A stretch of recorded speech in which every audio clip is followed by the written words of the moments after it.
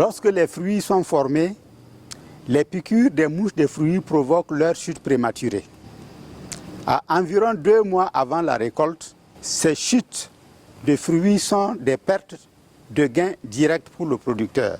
Si aucune protection n'est faite, les pertes peuvent dépasser le seuil économique de dégâts et atteindre 50 à 80% de pertes.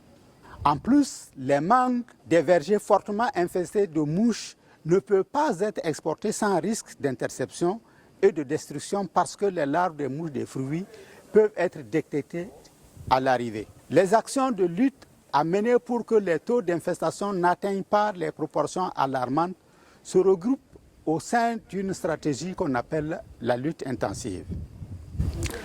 La lutte intensive, c'est l'ensemble des actions posées pendant la campagne mangue pour maintenir les populations des mouches à des niveaux assez bas pour que les pertes dues aux piqûres ne soient pas trop élevées. Ces actions comprennent le piégeage de détection des mouches des fruits. Ces piégeages permettent aux producteurs de connaître les périodes à partir desquelles les populations des mouches des fruits commencent à augmenter. Connaissant ces périodes et en fonction de l'état physiologique des mangues, ils peuvent prendre la décision d'utiliser le piégeage de masse ou technique d'annihilation des mâles en augmentant le nombre de pièges par hectare. Ils peuvent décider de faire les traitements avec les appâts alimentaires. Diverses préparations comprenant un appât alimentaire associé avec un insecticide existent dans le commerce. Lorsque les risques de dégâts sont très élevés, l'association de ces traitements avec le piégeage de masse permet de minorer les pertes de fruits.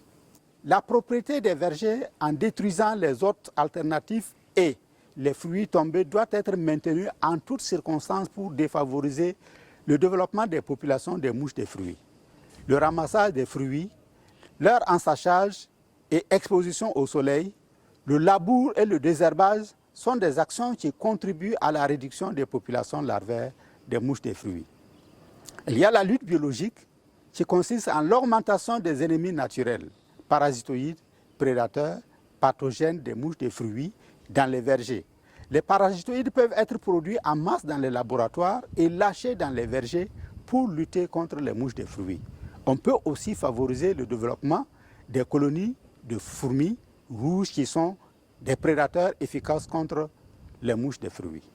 La lutte intensive permet de maintenir la pression des populations des mouches des fruits en deçà du seuil économique des dégâts dans les vergers. Elle se mène avec des produits chimiques et des ennemis naturels et est par conséquent recommandée pour la production de mangue pour l'export.